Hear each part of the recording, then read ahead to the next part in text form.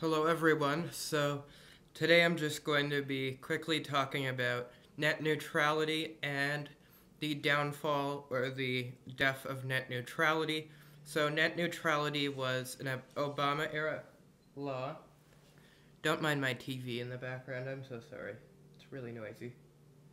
Anyways, net neutrality was a law passed by the FCC during the Obama era.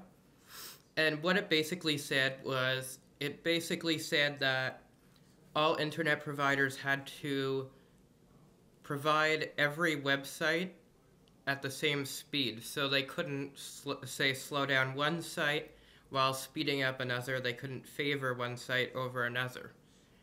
Now, with the repeal of that, of course, you already see where I'm going.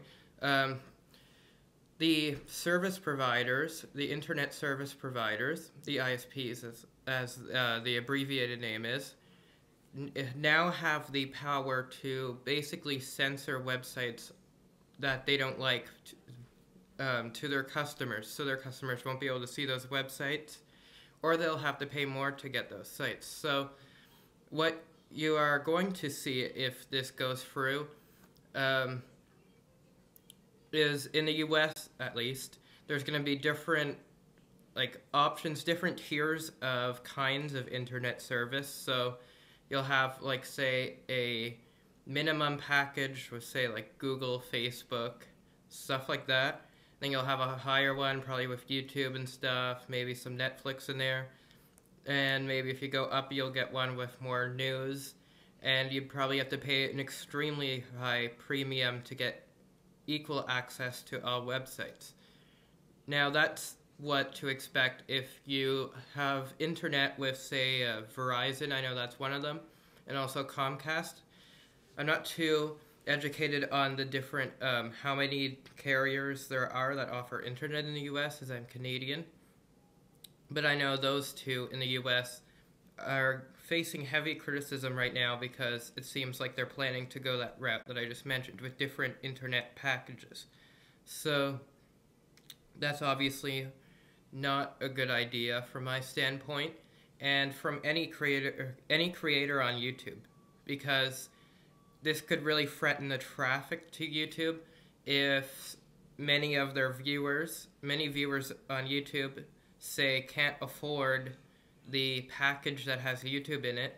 That's going to drive down the views of YouTubers that have most of their fan base or their viewer base in the United States, which is me actually, because I'm one of them, because my main viewer base is in the United States, California specifically. But yeah, so this will really affect my channel also, not just in the US, it'll affect people globally because of the lack of customers. And another thing is, it's very much so a threat to the freedom of speech and the freedom of press. Now, many people on all sides of the political spectrum have brought this point up, and if you just talk about it for a few seconds, it makes 100%. It makes sense 100%. So let me just explain what I mean here. I'm gonna get a sip of coffee. Gotta love Tim Hortons, not a sponsor. Anyways, let me get into that. So, I'm just trying to swallow here. Yes, so if ISPs or internet service providers have the ability to block sites, or slow down sites is a better word for it, slow down sites to the point that they're pretty much unvisitable to their customers, and these are mainstream major internet providers like Verizon and Comcast, then they could essentially shut down websites that they don't like. Because say Verizon and Comcast decide, let's see, if they don't like a certain blogger or a certain media outlet, that's a good example, a media outlet. So say, for example, I don't know, NBC. Say Verizon and Comcast don't like NBC, they could just slow down the NBC website to any of their customers and not offer NBC's website in their packages so that no matter what package the customers of Verizon and Comcast get, they won't be getting NBC at a fast or normal speed. It'll be slowed down. And of course, if a site's slow and taking forever in this day and age, people won't wait and they'll click off the website, and NBC will lose tons of ad revenue that they would have generated on their website. So you could easily shut down press, but that's the mainstream. They'd be fine because they're in TV and they get funding from all the ads on TV. But it really would hurt, say, small content creators, so political commentators on the left and the right would all be threatened. Their jobs would be threatened by this. Because many left-wing and right-wing groups, political groups, and media groups, even nonpartisan media groups, they rely on the ad revenues that they have on their websites. So if that traffic is cut, if that traffic is cut, they lose all their revenue, or at least most of it, and they can't run anymore. So this gives these two private companies, internet providers, Verizon and Comcast, the power to shut down who they don't like. So this is a very dangerous road, and it really censors the press, because the press say if the press, one of these press websites, an independent media website, say they criticize Comcast or Verizon, Comcast or Verizon could easily just put them in the slow lane so that any of their customers going to the website could barely access it and they leave and click elsewhere. And that would dramatically drop the ad revenue to those websites to the point that they wouldn't be able to afford being able to run anymore. So that's pure censorship. It's a dangerous path to take. So, seeing all that, of course, we have to move forward. We have to find a way to move forward. So, there's always a way. So, first off, we should try to fight to keep net neutrality. And there's a few ways we can do that.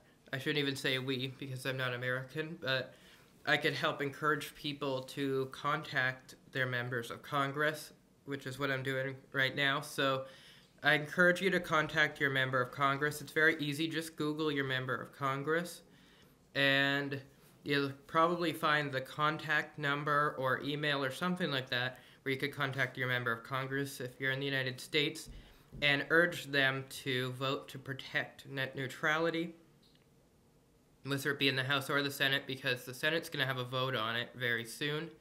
So there's still a chance that the Senate could override the FCC and keep it from being blocked, but they'd also have to have support of the House, which is unlikely at this point. But if you contact your representatives in the House of Representatives enough, who knows, we might get it to stay. So net neutrality still might be here to stay. And another thing I want to mention is it has to go through the courts, where it has been rejected twice already. So the FCC has tried to repeal net neutrality twice, yet the courts rejected their proposals. So maybe the third time they'll get it through, but we gotta hope that they don't. But we'll see if it goes through. But let's just hope that the court is on the right side of history and decides to protect and defend and keep net neutrality for the reasons that I stated and many more. So that's just my little take on net neutrality. I encourage you to do more research on net neutrality if you haven't yet done so, especially if you're an American. It's very, very, very important that you do some research on net neutrality, because this will affect you deeply. Now, I want to do my final point here. So, net neutrality, the decision on net neutrality is very non-democratic. So, 87% of the American people, yes, 87% of the American people, doesn't matter left, right, center, supported net neutrality, and they believe that it's really, really crucial to defend net neutrality. Yet, 3 people on a board of FCC chair people decided the fate of the internet that over 300 million people use. So they decided the fate of a service that over 300 million people use. Only 3 people. That to me doesn't sound like democracy at all. And especially because of the fact that 87% of the American people disagree with the decision that these 3 people made for the 300 plus million people. So it's very undemocratic, and I'm just hoping that people make the right decision and defend net neutrality in the United States, because it could totally destroy the internet and knock out the free press and basically freedom of expression online. So we don't want that to happen, obviously.